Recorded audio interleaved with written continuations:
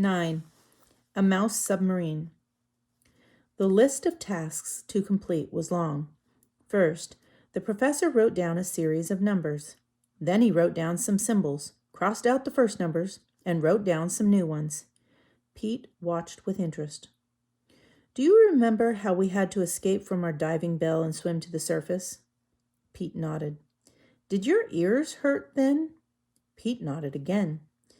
The deeper we go, the more pressure the water puts on us. Just imagine a tower of water hundreds of feet high right above our heads. What we need is some thick, solid outer walls and some thick, solid diving suits. The professor drew 2 thick, solid lines under the results of his calculations.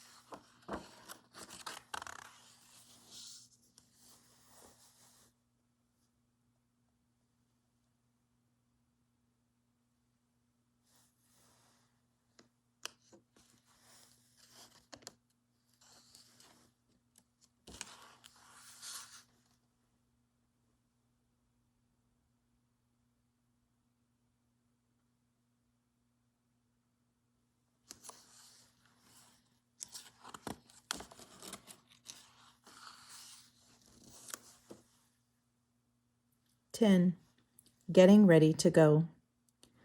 Finally, the submarine was ready. Pete and the professor had worked on it night after night.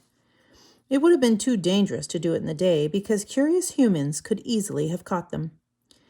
How would they have reacted if they had seen 2 mice welding steel, molding the components, and then screwing everything together to create this magnificent invention? Now the time had come to plan the journey.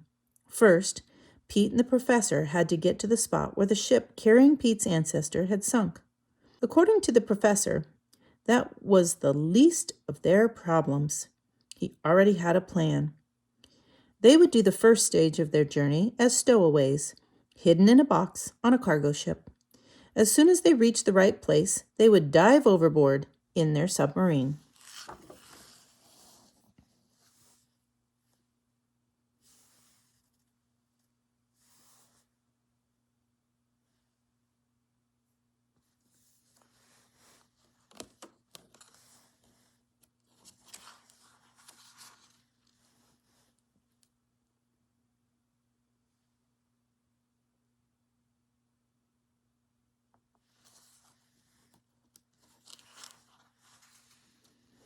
What a scare!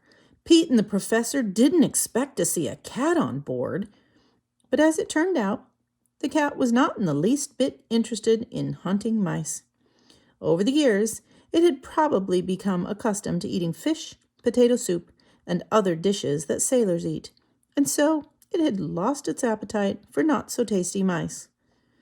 At least that was the professor's theory. Very carefully, the 2 mice dragged the submarine across the deck and past the portholes, through which they could hear the crew laughing and singing.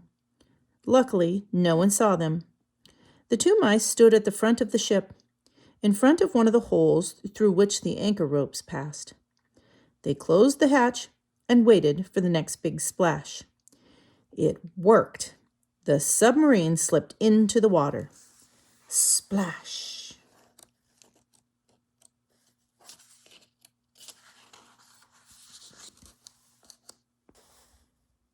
11. Down in the depths. The submarine, with the 2 excited adventurers on board, slid down just below the surface of the water. The propeller started to hum. Pete kept a very close eye on the instrument panel. Water pressure, air supply, all the indicators were green, and not a single drop of water had penetrated the outer shell. The professor pushed the helm forward, sending clouds of bubble whooshing out on either side. Pete flooded the air chambers so that the ship would be heavier, and they dived down into the depths of the ocean.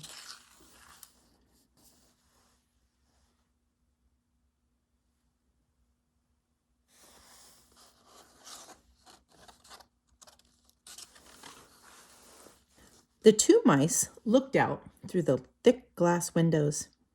A school of fish swam around them a few times and then disappeared into the distance. The sunbeams that sparkled in the waves above soon vanished as well. A shadow fell over the submarine, and suddenly they heard a loud, booming sound. "What's that?" squeaked Pete, covering his ears. All the loose metal parts around them started to rattle. "It's a whale singing," cried the professor. Pete gazed wide-eyed and open-mouthed at the giant animal. "He must be 100 times bigger than a mouse." Still shaking their heads in amazement, the mice steered their ship under the monster and down into the depths. It was getting darker and darker because the light couldn't reach so far down. At the same time, Pete's instrument panel showed that the water pressure was rising. The metal creaked and groaned under the stress, but the submarine held firm.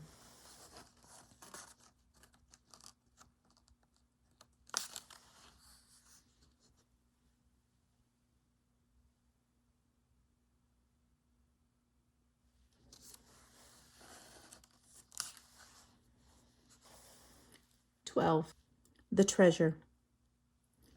Little by little, the bow of a giant ship emerged in the darkness. The metal was all twisted and eaten away by rust. Pete and the professor found the wreck. It was the exact spot at the bottom of the Atlantic where they had calculated it would be. But could they find Pete's ancestors' treasure? The professor carefully steered the submarine through the rusty skeleton of the big ship. Soon, the two mice were standing in the airlock, dressed in their heavy diving suits, ready to explore every inch of the wreck.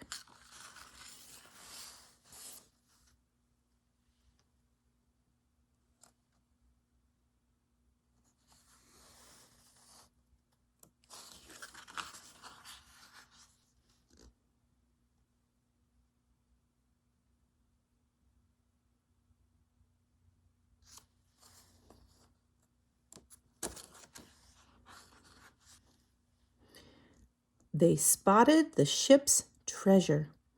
It gleamed in the light of their lamps. But that was not the treasure they were in search of. They continued on to the farthest corner of the ship, passing through endless dark corridors, until they came to what had once been the ship's kitchen. A few things were surprisingly well preserved, plates and dishes, and also bottles of wine and rum. Next to the kitchen was the pantry. And if a mouse had sailed on this ship, the food store would certainly have been his hiding place. "Look over there," cried Pete. It was a small trunk. Something had been carved into the metal front. The sign of a mouse. Pete had found his ancestors' treasure chest.